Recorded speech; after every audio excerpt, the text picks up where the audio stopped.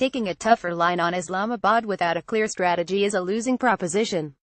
With U.S. Secretary of State Rex Tillerson's speech on relations with India at the Center for Strategic and International Studies (CSIS) on October 18 and his later visit to South Asia, Washington appears to have unveiled a new regional strategy. But it is not really a South Asia strategy designed to address the increasingly complex challenges of the region with an integrated regional approach. It looks more like pieces of a puzzle to deal with China and Pakistan. While the China challenge is a long-term one, the Pakistan problem is the focus of Washington's immediate attention. Everyone knew that all had not been well with this troubled relationship for some time, but in the short span of a few weeks it has hit a crossroads. This was the main takeaway from the Tillerson talks in Islamabad on October 24. Pakistan and the region enjoying this article. Click here to subscribe for full access. Just $5 a month. Pakistan is being seen as the foremost problem for both India and Afghanistan that has come to monopolize Washington's interests and engagement in the region.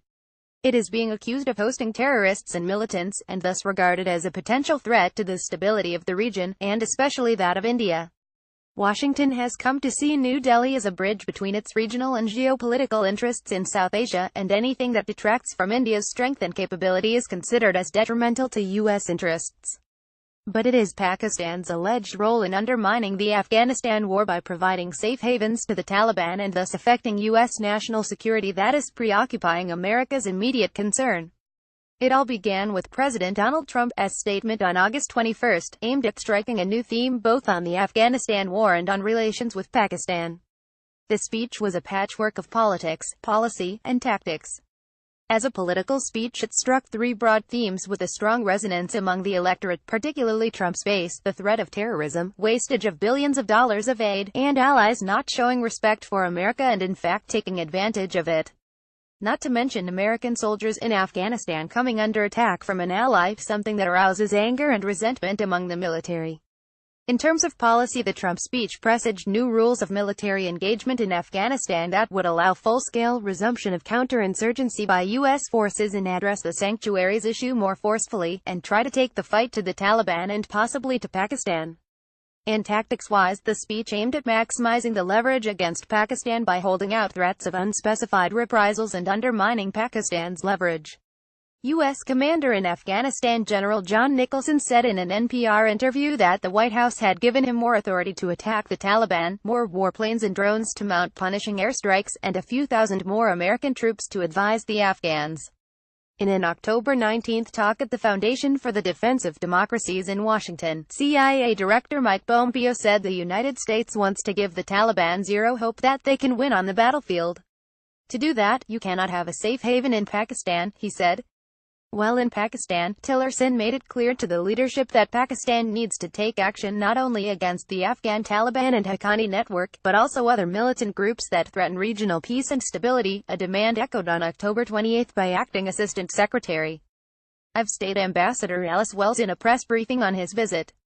She said that Washington wanted Pakistan to show the same commitment it had made to defeat militant groups domestically to those threatening Afghanistan or India. Tillerson, she said, stressed the importance of Pakistan moving quickly to demonstrate good faith and efforts to use its influence to create the conditions that will get the Taliban to the negotiating table. The refrain at all official levels is that the administration had warned Pakistan that if it failed to take decisive actions against terrorist groups, the United States would adjust its tactics and strategies to achieve the objective in a different way. All these pronouncements seem to carry a not too subtle message to Pakistan: you cannot refuse to cooperate and hope to have a relationship with the United States. Pakistan's response: Pakistanis have been understandably unhappy about these developments, beginning with the Trump speech that unleashed a wave of anger and criticism at the perceived American insensitivity to all of the sacrifices and cooperation the country has given to the United States in the war on terrorism. Trump's speech has been found insulting in rhetoric and dangerous in substance for subordinating Pakistan's interests to those of India and Afghanistan, which Pakistan sees as threats to its security.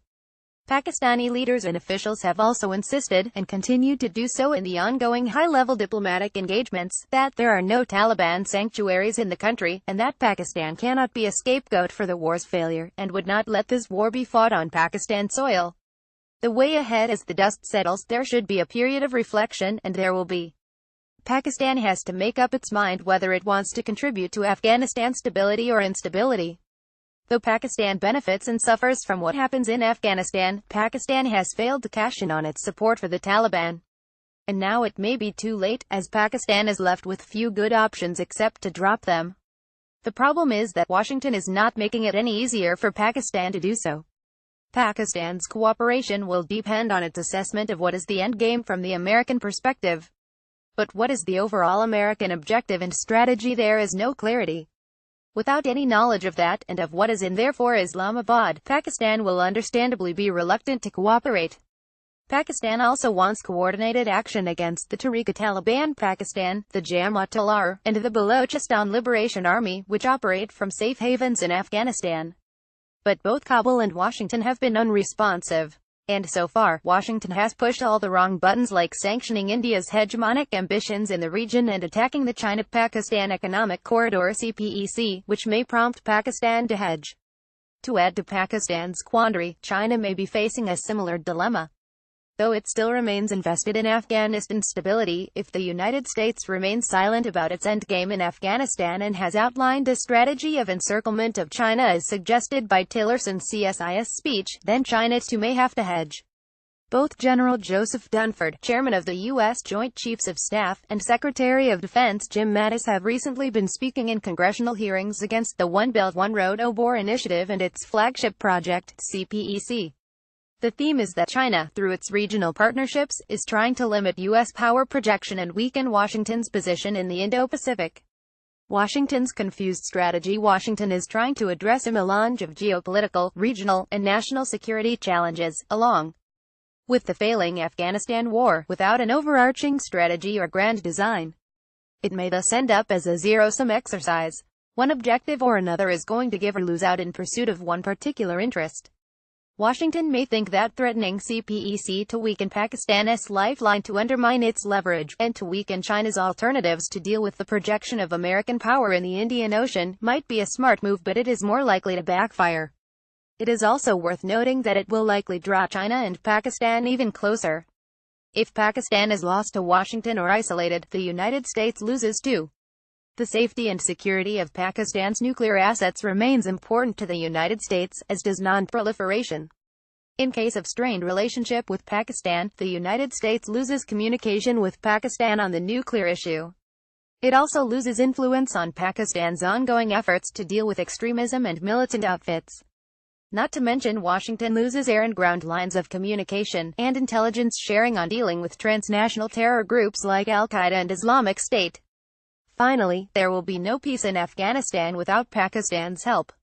Both Pakistan and the United States have to adjust their policies to the extent that their core interests are not harmed, if not satisfied.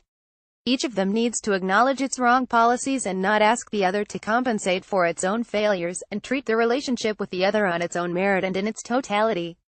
The fact is, there are some U.S. interests in Pakistan that are not related to or transcend America's regional and geopolitical interests.